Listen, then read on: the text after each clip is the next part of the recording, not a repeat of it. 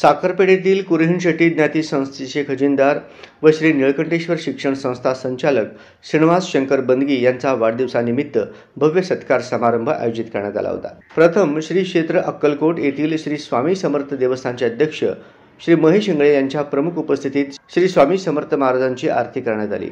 त्यानंतर मंदिराचे अध्यक्ष श्री महेश इंगळे यांच्या हस्ते श्री श्रीनिवास बंदगी यांचा शाल व श्रीफळ देऊन सत्कार करण्यात आला। त्यानंतर दुपारी ज्येष्ठ समाज बांधव व उद्योगपती नारायण काका गडगी यांच्या शुभ हस्ते भव्य सत्कार करण्यात आला।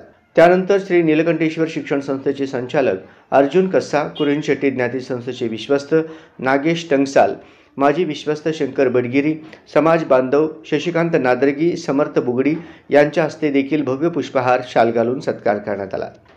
तसेच सोलापूर जिल्हा व शहर जनसंपर्क अधिकारी असोसिएशनच्या वतीनं सत्कार करण्यात आला।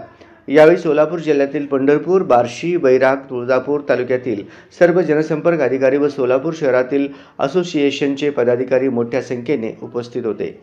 संध्याकाळी सोलापूर शहरातील प्रसिद्ध डॉक्टर प्रकाश घटोळे सर व माजी नगरसेवक नागेश वल्याळ, लोधी समाज आलोकचे राष्ट्रीय उपाध्यक्ष गोपाळ दफेदार, पश्चिम महाराष्ट्र पद्मशाली महिला महासंगमच्या अध्यक्षा माधवी अंदे यांच्या हस्ते श्री श्रीनिवास बंदगी यांचा भव्य सत्कार करण्यात आला। त्यानंतर श्री नीलकंठेश्वर सोशल फाउंडेशन व श्री नीलकंठेश्वर युवा प्रतिष्ठानच्या वतीनं श्री श्रीनिवास अण्णा बंदगी यांचा भव्य सत्कार करण्यात आला। महाराष्ट्र राज्य पत्रकार सुरक्षा समितीचे अध्यक्ष श्री यशवंत पवार व पत्रकार अखिल बबलाद यांच्या हस्ते श्रीनिवास बंदगी यांचा सत्कार करण्यात आला।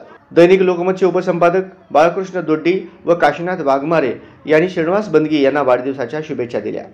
यावेळी श्री दत्ता शिंदे, लखन रुमांडला, अशफाक शेख, राजेश पवार, श्रीकांत आळगुंडगी, बागप्पा प्रसन्ना, राहुल चौधरी, लखन मिठ्ठा, बालाजी ध्यावरकोंडा, कस्तुरे सर, अतुल यादव, श्याम ढवणे, श्रीकांत मुशन, प्रशांत उडता, तीर्थ चव्हाण, राजू लकापती, मित्र परिवार मोठ्या संख्येने उपस्थित होते। या कार्यक्रमाचे प्रस्तावना शंकर बडगिरी यांनी केले। शेवटी श्रीनिवास बंदगी यांनी आभार मानले।